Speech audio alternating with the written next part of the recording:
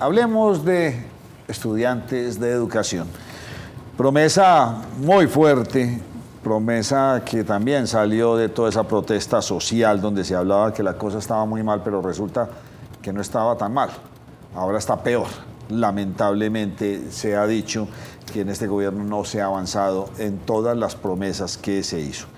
Hemos invitado a Juan Esteban Mazo, líder estudiantil, a quien le damos una muy cordial bienvenida.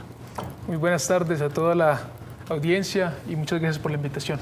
Parece ser que este gobierno prometió el oro y el moro frente a la educación.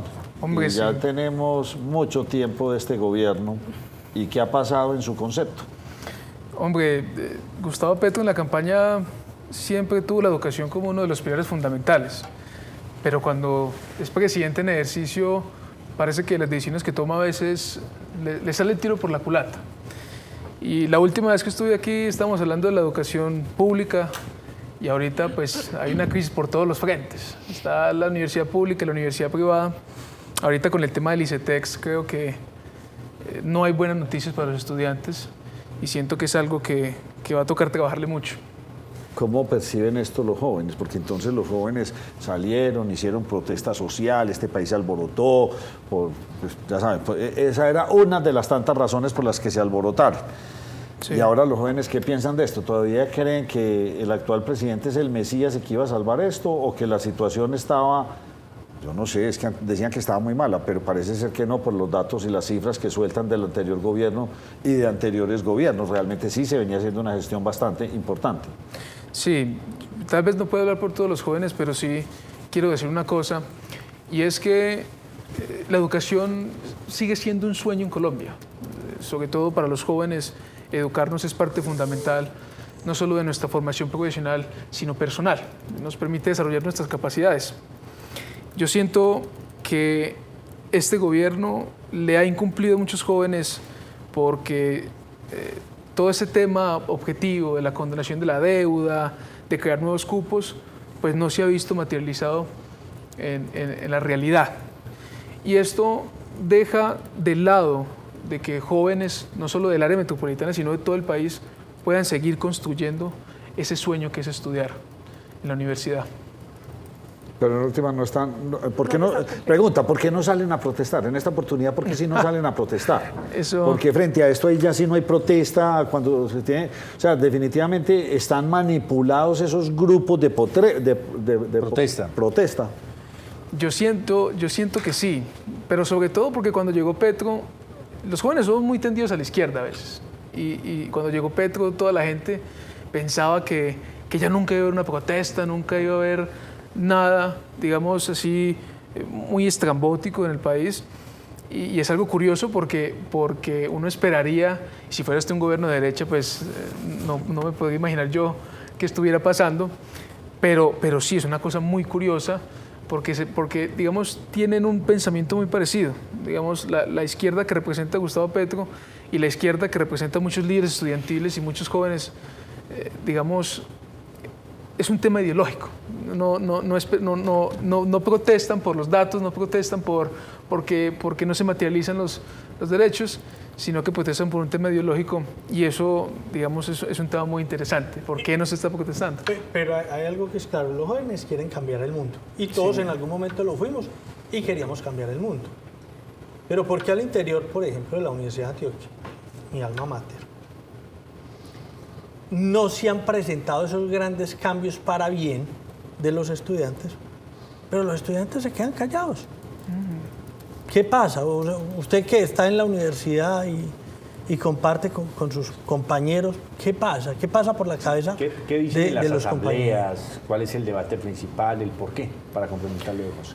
En las asambleas siempre se discutió, incluso el ministro de Educación estuvo en una, y salió a decir, venga, vamos a entregar tanta plata y tanta cosa, y la gente celebraba, pues, y decía, qué bacano tener al ministro aquí, pero es eso, son palabras.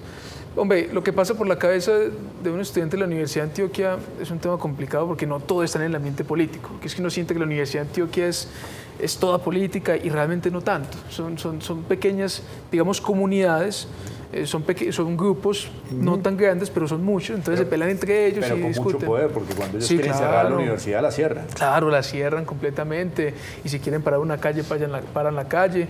No puedo decir que todos los de la Asamblea hacen parte de lo que conocemos como capuchos, pero también salen unos grupos un poco extremos a tirar bombas y eso pues sigue.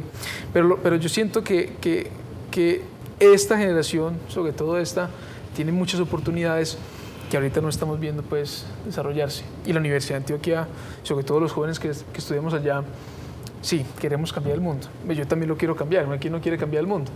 Pero el mundo se cambia con las cosas reales, no con las palabras. Eso Juan Esteban, es cierto. ¿cómo funcionaba entonces el tema del ICETEX para que comencemos con ese tema principal? Por supuesto. El presidente Gustavo Petro durante su campaña decía: es necesario que bajemos esos intereses a cero, que el ICETEX no funcione realmente Condonar. como un banco, condonar, que no funcione esto como un banco. El actual ministro también de Educación decía: hombre, es que muchos jóvenes incluso se suicidan porque están asfixiados por la deuda. ¿Cómo era que funcionaba? Llega este gobierno, ¿cómo arranca a funcionar? Y ahora entonces, ¿cuál es el golpe? El ICETEX siempre fue parte fundamental del sueño de muchos jóvenes que querían estudiar. Y funcionaba, usted se presentaba a la universidad y solicitaba pues un apoyo económico, Sí. sobre todo en una universidad privada. Digamos, ahí entra la voluntad del joven en dónde quiere estudiar, qué quiere estudiar.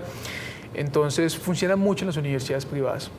¿Qué pasa? Yo siento que este gobierno tiene a veces un poco de apatía con el sector privado y siempre criticó, por ejemplo, el tema de Serpilo Paga, de Generación E, que por qué le damos la plata a las universidades privadas en vez de hacerlas públicas. Pero el ICETEX siempre fue parte fundamental. Ahora, ¿qué está pasando? Que es parte de lo que se debería empezar a criticar mucho. Que hay un recorte presupuestal brutal para el ICETEX. Digamos, estaba yo investigando las cifras y para el año pasado se entregaron casi 50.000, o sea, un poquito más de 50.000 nuevos créditos para esos nuevos sueños. Y este año no van a entregar sino 10.000. Uno podría decir que incluso dejaron de lado 40.000 sueños, 40.000 jóvenes, y eso es preocupante. Entonces el ICETEX, por supuesto, es parte fundamental. Y ya es una opinión personal, pues, pero a mí me parece que tenemos un ministro de Educación muy mediocre. Me parece que por ejemplo, cuando explota esto el ICETEX, le dice en Twitter: no, pues es que cómo pretenden marchitar una cosa que ni hace parte de mi sector. Y me dice: hombre, pero usted siendo ministro de Educación, teniendo la plata para asesorarse como quiera, Sí. sale y dice una sandez de esas. Eso me parece pues que es un ministro mediocre, pues, a mi modo de ver, mi opinión. Entonces también está ahí eso. Juan Esteban, venía funcionando ese subsidio que se daba a los intereses. ¿Qué pasa en la Corte Constitucional? Okay. En la reforma tributaria, que se llama Ley 2277 del 2022, el artículo 95 agregaba eso, digamos, subsanar o condonar pues esa parte del interés para que el estudiante pudiera acceder a un crédito sin intereses. Después, pues obviamente le dijeron: no, pero es que hay que pagar el IPC, pero finalmente, digamos, subsanaban esa parte del interés. Entonces, la Corte Constitucional no dijo que era inconstitucional hacer eso, sino que se cayó por un vicio de trámite. O sea, digamos, las reformas tienen que pasar por unos debates y a ellos se les ocurrió saltarse dos. Entonces la Corte Constitucional les dijo: venga, ustedes faltaron el principio de consecutividad, que es el hecho de seguir los debates, y otra cosa, y es que ese artículo también lo interpretaron como que no hacía parte de la esencia de la reforma, que es lo que se conoce como mico. Entonces, lo que pretendieron hacer fue anexar ese artículo y ellos interpretaron que no hacía parte como de esa unidad de materia, se conoce. ¿Pero se podía subsanar? Sí, la Corte Constitucional les dio como un tiempo, una ventana para que corrigieran unas cosas, pero no lo hicieron y finalmente se declara inexequible el artículo 95 que permitía eso. Pero lo más preocupante es que no se ven los recursos para el ICETEX, pero tampoco es que se vean en las universidades públicas, porque en el caso de la Universidad de Antioquia siguen en la misma crisis del año anterior. Eso es muy cierto, seguimos en la misma crisis, y no solo la Universidad de Antioquia. Yo aquí lo dije la vez pasada que estuve, la crisis de la educación superior en Colombia va a seguir si no se hace algo. Entonces no se ve ni en el ICETEX, no se ve ni en las universidades públicas. Entonces, digamos, la educación está en crisis, como también lo está la salud, como también. Entonces es algo terrible, pues, el hecho de que los jóvenes ahora tengan esa incertidumbre de saber si finalmente vamos a seguir estudiando o no, porque eso es lo que se piensa en la Universidad de Antioquia, si nosotros finalmente vamos a poder seguir estudiando o no. Y ahora pues con el ICETEX no me puedo imaginar la incertidumbre que siente una persona estudiando sin saber si finalmente va a poder pagar la matrícula. ¿Se tiene algún dato de más o menos cuántos estudiantes tienen préstamo en el ICETEX antioqueños? Antioqueños no, pero yo sé que los beneficiarios totales del ICETEX son 915.000. Uy, es una cantidad altísima. Sí, es una sí. cantidad. Es un ¿Está casi 1 millón de segregado por personas, pregrados ¿no? y posgrados o en general? Sí, está segregado, también hay unos internacionales, porque primero se pensó pues, que el ICETEX era también para ayudas internacionales, pero la mayoría son de pregrado. Hay unos, digamos, hay una parte, que son más o menos 500.000, que son de posibilidad de condonarse, e incluso no solo el hecho de que sean tantos beneficiarios, sino también de que los beneficiarios mayoritariamente hacen parte del estrato 1, 2 y 3, que son los más vulnerables y los que más requieren del apoyo para construir ese sueño. Entonces, por supuesto que sí, estamos hablando de una entidad fundamental para la educación en ¿Quién Colombia. reglamenta la tasa de interés en el ICETEX o de dónde sale?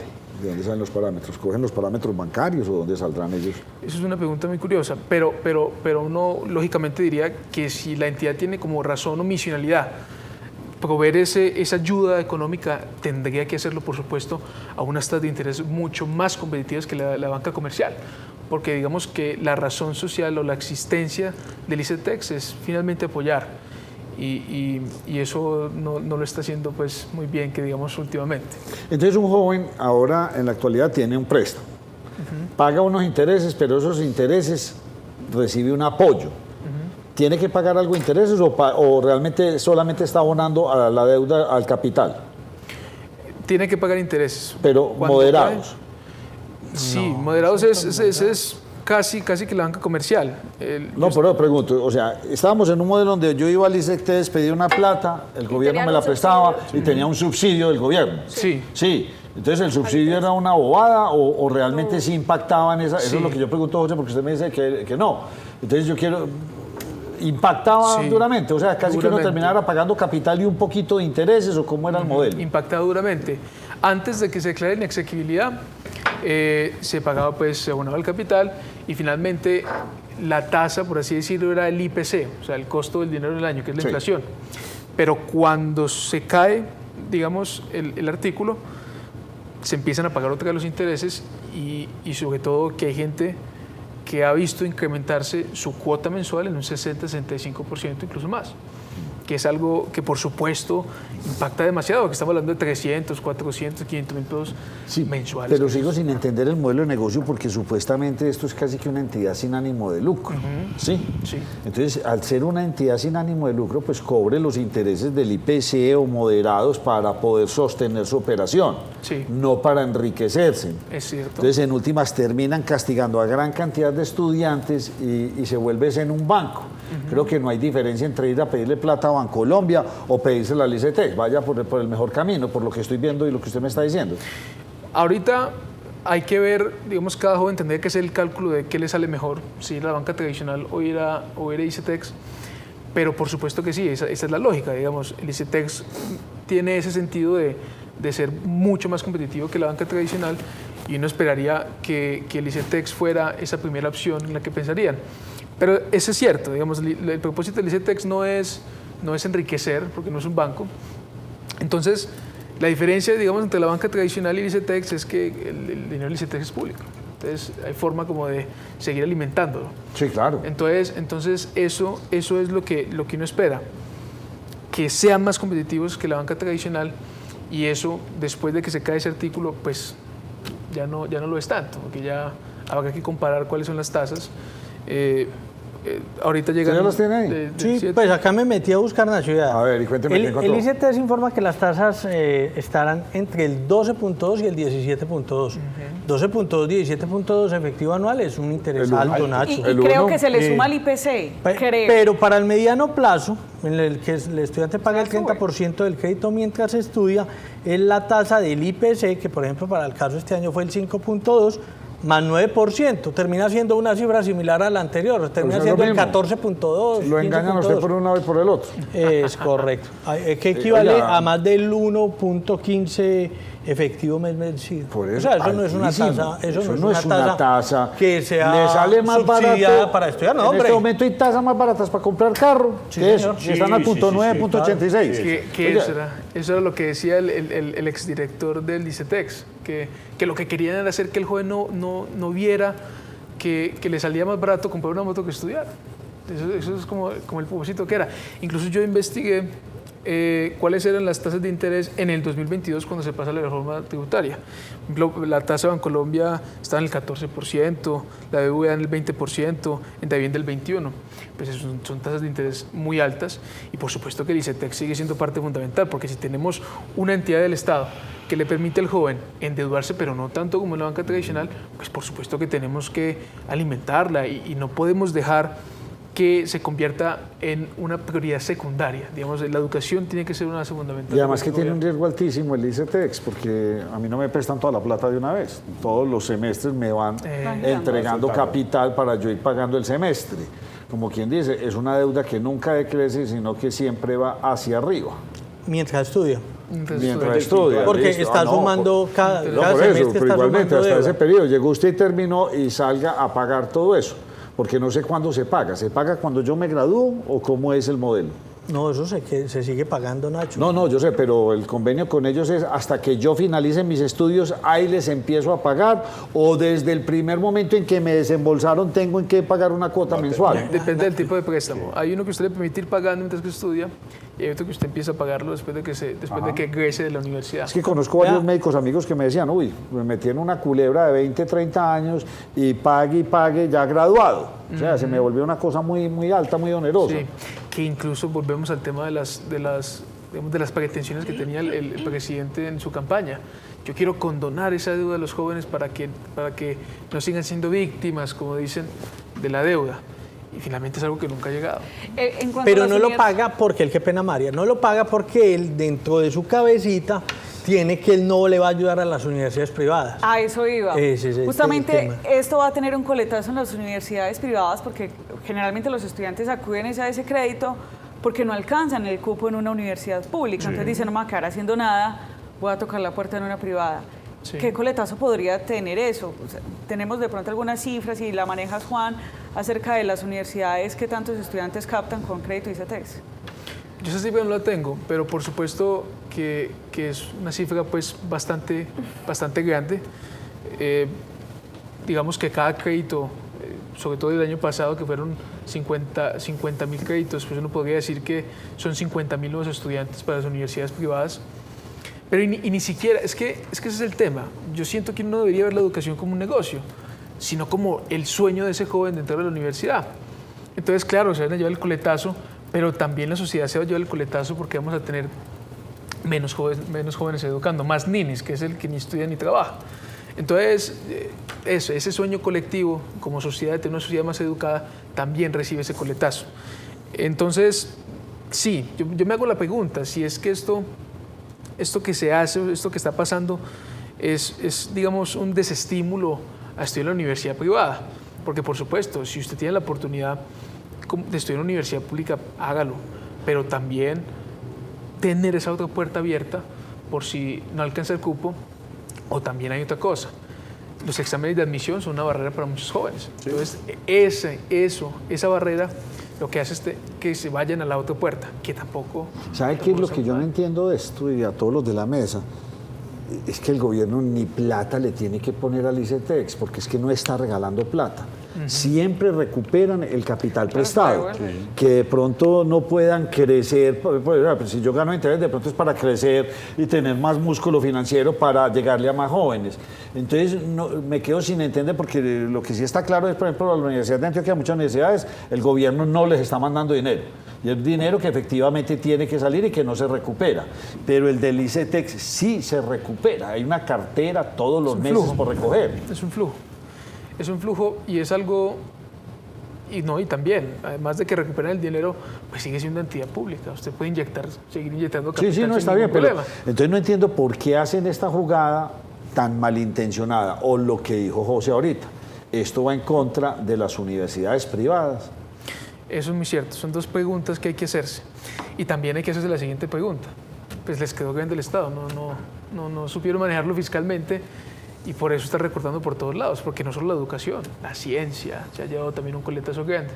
Entonces esas son preguntas que hay que hacerse. Pero vuelve mi pregunta inicial, que María Andrea ya arrancó con el tema del ICT, pero vuelvo y me quedo con la misma pregunta. Si esto fuera un gobierno de centro o de derecha y hubieran hecho este anuncio, esto se incendia en todas las ciudades. Se incendian todas las ciudades, sí. ¿Por qué? Y le incendian las universidades. Sí, por eso yo vuelvo a la pregunta. Tanqueta, ¿Por qué? Barranquilla y ¿Por demás? qué en este momento, pues usted lo dijo ahora hace un rato, me impactó mucho porque no, los jóvenes entonces pensaron que ya en este gobierno ya no iba a haber tanta marcha ni tanta cosa?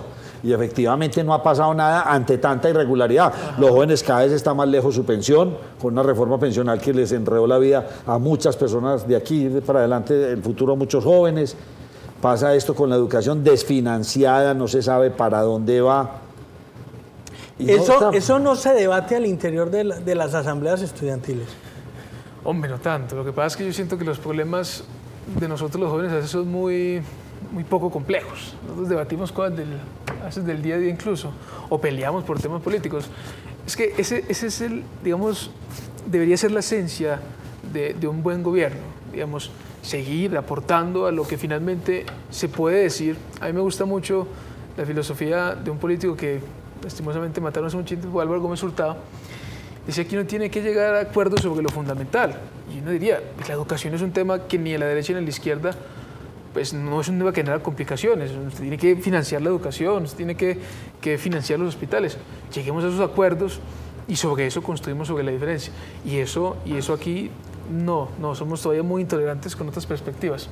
O los estudiantes, por ejemplo, de la universidad pública, que es donde entiendo yo pues que son tienden más a ser reflexivos frente a estos temas, están en medio del gobierno como hipnotizados por el gobierno y entonces estos temas ya pasan a un segundo plano. Y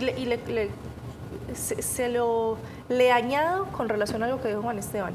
Si esta crisis estuviera ocurriendo en un gobierno, cualquier gobierno de derecha... 19 de septiembre del 2019. Sí, estaría bien. Quemaron las oficinas del ICETEX en Bogotá. Sí, claro. Por detalles mínimos, las quemaron. Si que no estamos nada, incitando a que eso no, suceda, no, ni queremos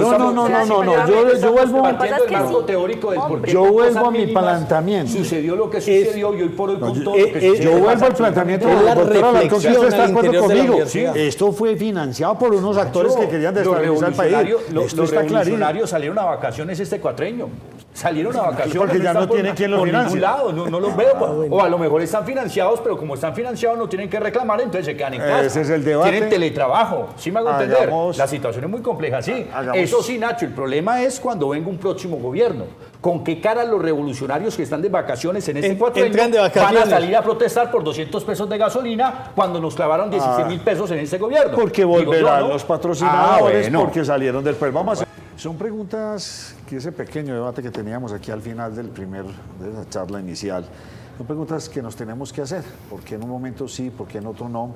¿Qué pasa si en las próximas elecciones regresa y el péndulo se va para el otro lado? Entonces, ante cualquier cosa, el país vamos a seguir en esa tónica de incendiarlo para generar temor. Quedan dudas y bastantes porque la política o el país no puede funcionar atemorizados ante todas estas marchas y hacer la debacle que se hizo, como usted lo dijo, destruyeron las oficinas del ICETEX, claro. Ahora estamos 19 de septiembre del 2019, sí, primer estallido. El presidente Petro muy encabezando la defensa de PaColombia, donde la vimos destruyendo bien público, destruyendo cosas, es madre de familia, cabeza aparte de familia. Que él no es juez, está confundido. Sí, no es juez, es confundido, pero está defendiendo y él dice, no, es que de hecho ella es uribista, ella es muy amiga de Uribe, y le mete en esa narrativa. ¿Será que este va a ser nuestro camino? Yo espero que no, la verdad que no, que sigamos para adelante. Había muchas cosas por corregir que parece ser que no, era la oportunidad que tenía este gobierno y no la hizo, y seguimos hablando del tema aquí de la educación. Entonces, la pregunta aquí más grave sería, ¿hasta cuándo va a aguantar la Universidad de Antioquia, la Nacional, la del Valle, la del Atlántico? ¿Hasta cuándo pueden aguantar estas universidades? No sé de cuánto es el faltante de la Universidad de Antioquia, Andrea, no sé si usted lo sabe. Pero Nacho, en cuanto a créditos del ICETEX, y yo creo que Juan nos puede aclarar eso, creo que de pregrado no es que realmente... No es el fuerte de las en pregrado no es el fuerte del ICETEX, no. es más que todo posgrados y privadas. No, el fuerte del ICETEX son los pregados. O sea, pero en universidades pero privadas. Sí, porque es que... Es decir, en la de Antioquia Nacional, ahí no está el Claro, porque es que están sobre están sobre otra cosa, porque ya ahí aplica es lo de la matrícula cero. Entonces no habría que prestar plata para pagar matrícula porque ya es supuesto. Entonces, listo, queda clarísimo. Quedó castigado el estudiante en primera instancia, que tomó una opción de ir a pedir un crédito que sabe que lo tiene que pagar porque no le están regalando ni un peso. Le están condonando unos intereses. Como lo condonan a usted o a mí cuando tenemos un problema de fotomultas y páguela ya y le perdonan el 50%. Si haga el curso y le perdonan el 50%. ¿Sí no? O pague los impuestos atrasados y le condonamos hasta el 80% de los intereses. Lo están haciendo muchas organizaciones. Entonces, el castigo realmente sí es ideológico. Y es hacia el sector privado, hacia esas universidades que estudian. Hombre, yo pues, puedo estudiar en la Antioquia, pero puedo estudiar en esta otra. Me gustó y quiero estar allá. Además, porque me ofrece un pregrado que de pronto esta no lo tiene, no le cuento. Entonces, ahí está claro. Yo no tengo entonces, plata, pero me fían. Es que ese es el tema. El ICETEX nace para darle garantías estudiantiles a esa persona que no pudo pasar un examen ni en la nacional ni en la de Antioquia. Y recuerdo que en mi época era muy promocionando el estudio en el extranjero, allá estudié en Estados Unidos. Yo le agrego algo más en cuanto a las universidades públicas. Recordemos que el presidente Gustavo Petro prometió 2 universidades, una en Caucasia pública.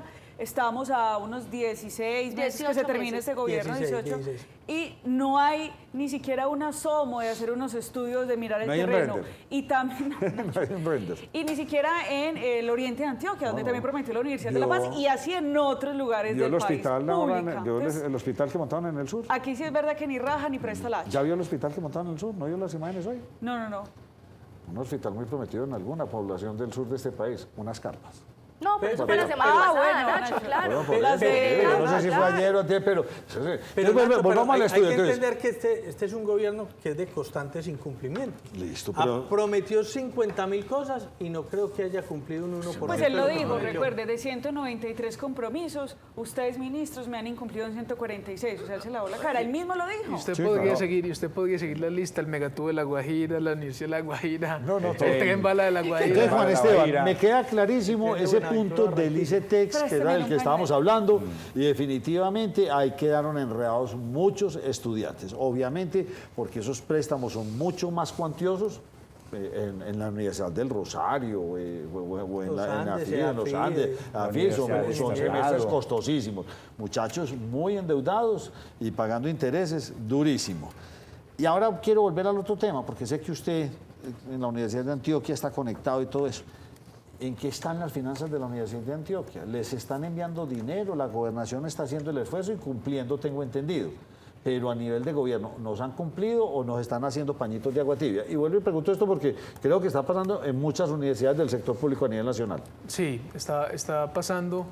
Y sobre todo que la última vez que estuvimos aquí, primero hubo una retención de pagos de matrícula. Se le debía plata a la Universidad de Antioquia.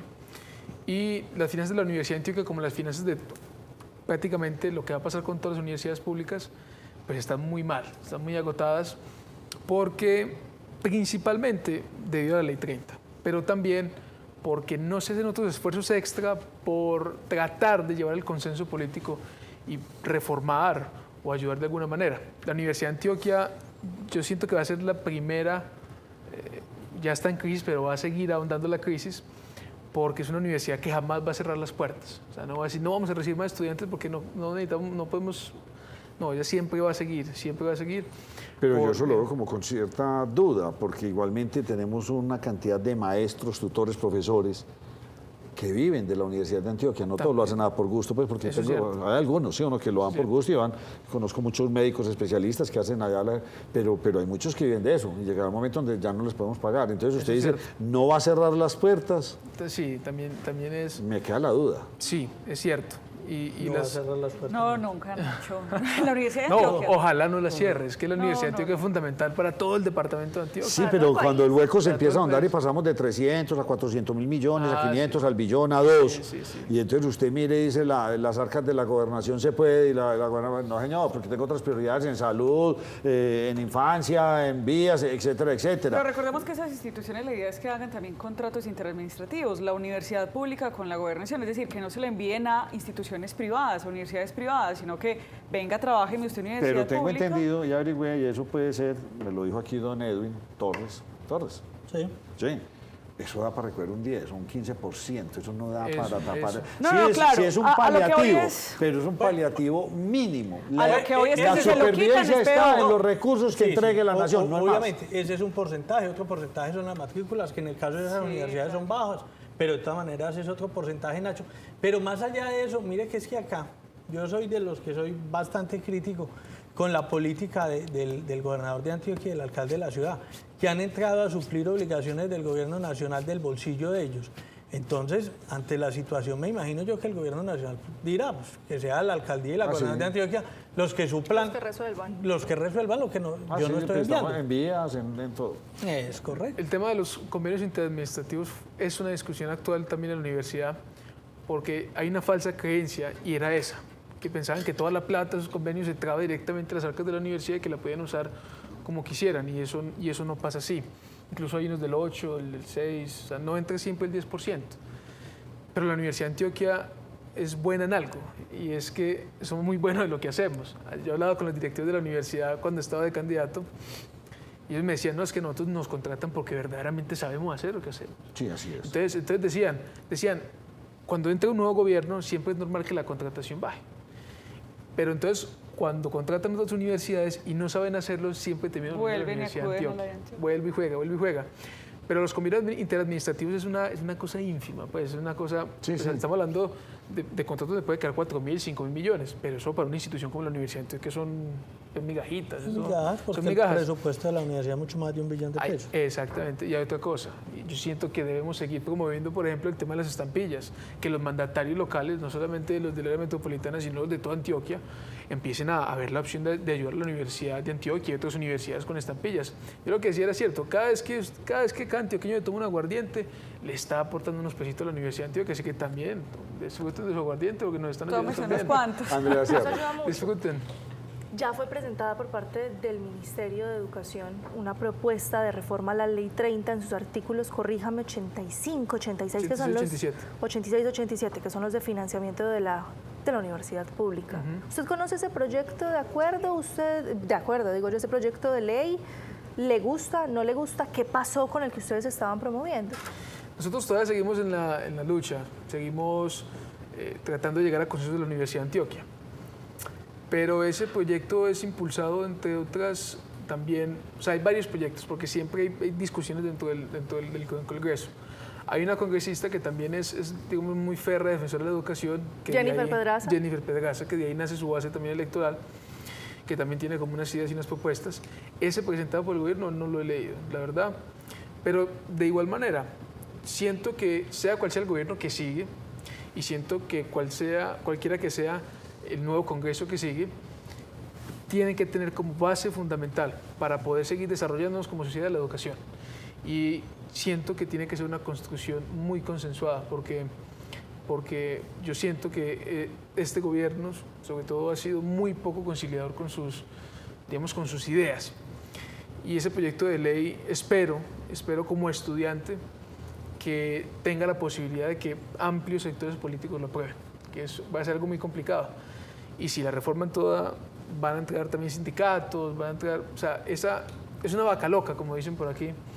Entonces también es complicado, pero sí. Es que yo insisto con mi cuestionamiento. Yo me acuerdo cuando era pelado, y eso era, entramos en paro, entonces hacer una carrera, un semestre, usted demoraba año y medio en hacer un semestre, ¿sí o no? Porque entraban en paro y ahora usted no ve nada. Ya se acabó la protesta ante una situación. No, Nacho, pero en la Universidad de Antioquia estaban en paro, ¿no? Sí. ¿Están en paro? Sí. Estábamos, ya no estamos en paro, ya estamos en ¿Y cuánto duró el paro? normalidad. No, nada, eso, la gente incluso decía, no, hombre, qué bacano que salimos a paro, hombre, salimos a vacaciones, pues, vacaciones antes de. Pero yo siento, eso es cierto también, digamos, ha cambiado. Entonces, estoy hablando de otra manifestación. No, Paramos sí. pacíficamente porque el gobierno, pero ni eso, José.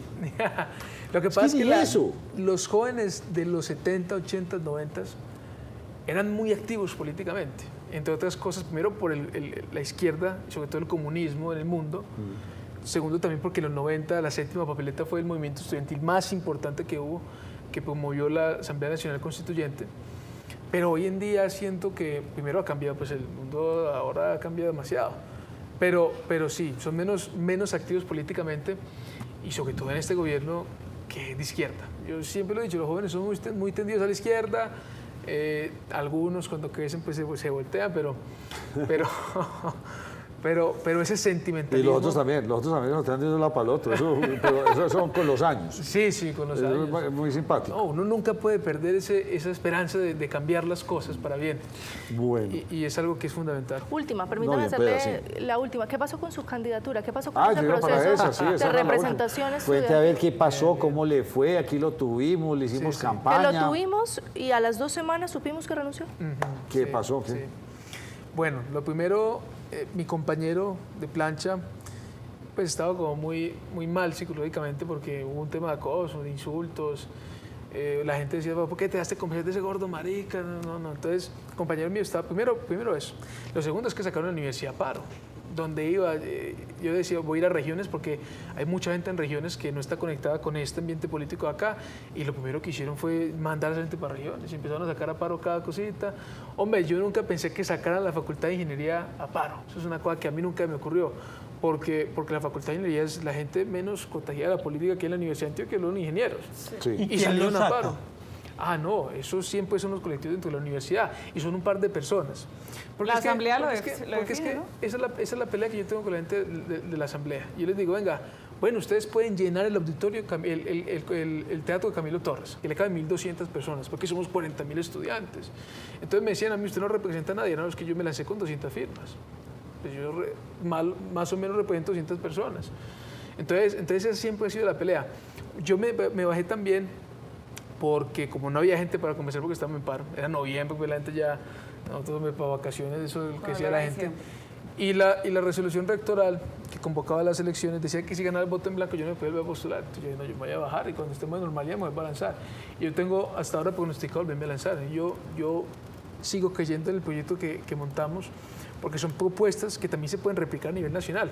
Entonces teníamos la figura del contralor universitario, el personal universitario, creación de programas interdisciplinares de construcción y pacificación de conflictos. Son temas que son más pragmáticos que ideológicos. A mí la gente me decía, no, pero es que usted es un politiquero conservador. Es más, en la Universidad de Antioquia funcionan varios tipos de asamblea. Entonces está la asamblea multiestamentaria y la asamblea estudiantil. La multiestamentaria recoge a toda la universidad. Entonces están trabajadores, administrativos, o sea, todos, profesores, trabajadores y estudiantes. ¿Y cómo les parece que en esas asambleas dijeron, no, vamos a promover el voto en blanco? Entonces llega un presidente de un sindicato que apoyara el voto en blanco del estudiante. Y yo me reuní con el presidente del sindicato y le dije, hermanos, ¿cómo es posible que ustedes promuevan el voto en blanco? Es que ustedes no están dentro de ese electorado que es el estudiante. Y no, pues es que ustedes me dijeron que usted era un politiquero conservador, entonces usted no podía votar. Y yo, no, hermano, eso no es así. Y es más, le dije a él, hermano, vea, ustedes no tienen representación en el Consejo Superior, porque la ley los dejó por fuera, a los trabajadores. No tienen un puesto dentro del Consejo Superior. Y yo le dije, venga, yo puedo ser su voz también, les puedo ayudar también a pasar cosas que les sirva a la universidad y que les sirva a ustedes. Entonces esos miedos que tiene el estudiante, que nos vamos a vender por becas, que nos vamos a vender por... No, eso es un miedo que se ha infundado.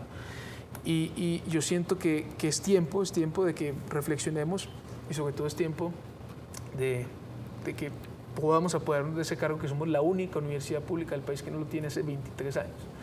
Yo ya tengo 20, la última vez que estuve aquí tenía 19, pero sí, lo que dije era cierto. Llevamos más años sin ese puesto, sin esa representación de los que yo como estudiante y como joven tengo vivo. ¿De qué carrera es usted, Juan Esteban? Yo estudio ciencia política. Y recientemente me metí a Vaca Loca, pero eso ya es otro tema. Entonces sí, la Universidad de Antioquia tiene que mirar hacia adelante. ¿Cuándo serían entonces las próximas elecciones? No, eso lo van a... Venga, yo quiero, porque como el anterior programa fue hace mucho tiempo, yo quiero que usted le explique a los televidentes de qué estamos hablando. Sí, claro. Por favor. Un grupo de compañeros de la universidad mandaron una acción de cumplimiento, porque la ley 30 de 1992, dentro de ese organismo de gobierno de la universidad, le da un puesto a los estudiantes. Entonces, ¿un puesto en dónde? Un puesto en el Consejo Superior Universitario. El Consejo Superior Universitario es el que gobierna la universidad. Eso, se puede decir que es una junta directiva. Muy bien. ¿Y ese Consejo Directivo lo conforman cuántas personas y de dónde llegan? Eso es. Vale, vienen de varios sectores, son 9, si no estoy mal. Está la Gobernación de Antioquia, sí, que la presidencia del Consejo Superior es el gobernador o el secretario de Educación.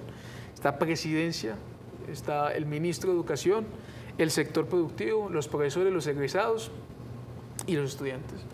Entonces ahí ese puesto de ese estudiante en la Universidad de Antioquia está vacío hace mucho tiempo. ¿Hace cuánto más o menos? 20 años. Bueno. Hubo una candidatura en 2017.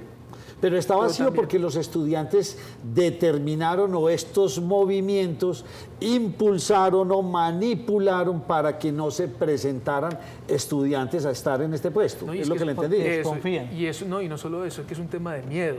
O sea, una persona que tenga en contra la asamblea de la universidad, que son muy organizados. Es que yo eso sí lo valoro y lo aprecio de ellos. Es una cosa de locos, son organizados. Montaron grupos de WhatsApp para difundir cosas malucas mías.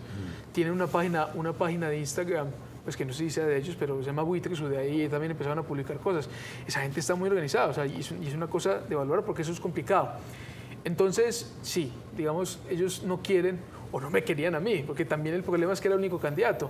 Ojalá que estas palabras, ojalá que cualquier estudiante de la Universidad que esté viendo esto, hombre, si usted se quiere lanzar, láncese ese tema, hombre, que es un derecho que tenemos todos, no solamente los estudiantes, sino todos tenemos derecho a elegir y ser elegidos.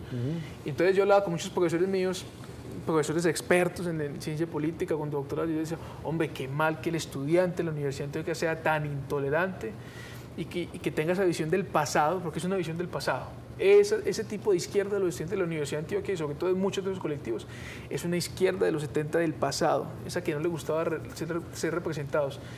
Y sobre todo que hay que mirar hacia adelante y promover candidaturas. Ojalá que se lancen 10 personas más. Y son los mismos estudiantes los que votan para... Son los mismos estudiantes. ¿Cuándo son las próximas elecciones? Estamos a la espera de que se convoque otra vez, que salga la resolución electoral para que nos podamos volver a lanzar. Si no, pues finalmente se mandará otra acción de cumplimiento. Pero yo hablé con el secretario de la universidad, él dijo que él iba de igual manera a lanzar eso y nos vamos a lanzar. Yo tengo pronosticado volver a lanzarnos porque es algo que debemos cambiar en la Universidad de Antioquia y, por supuesto, que también estos sean palabras para que nos toleremos más como sociedad, porque nosotros nos peleamos mucho por temas políticos y no deberíamos pelearnos tanto. Claro. La verdad es eso. Juan Esteban Mazo, muchas gracias por habernos acompañado. La mejor de la suerte, vuelvas a lanzar. Usted, que la segunda sea la vencida y que se ocupe ese puesto de más de 20 años de estar desocupado y que los jóvenes o los estudiantes tengan representación en esa junta directiva de la Universidad de Antioquia. Pues ahí lo tienen, ICETEX en crisis, el gobierno no le va a dar plata, está bien, no le va a dar plata, no, borran esa condonación de impuestos, se castiga la educación privada. Y por el otro lado, pues la pública tampoco está recibiendo los recursos que se requieren, no solamente en Antioquia, esto es en todo el país, no es solamente la Universidad de Antioquia, sino muchas universidades en Colombia. Pues muchas gracias. No, muchas gracias a ustedes por la invitación. Espero que podamos seguir conversando de cualquier otro tema, si es que surge. Aprenda bastante de política para que lo traigamos aquí como asesor de ciencias políticas y analice el panorama que este país ya, pues, no salimos de una sola elección.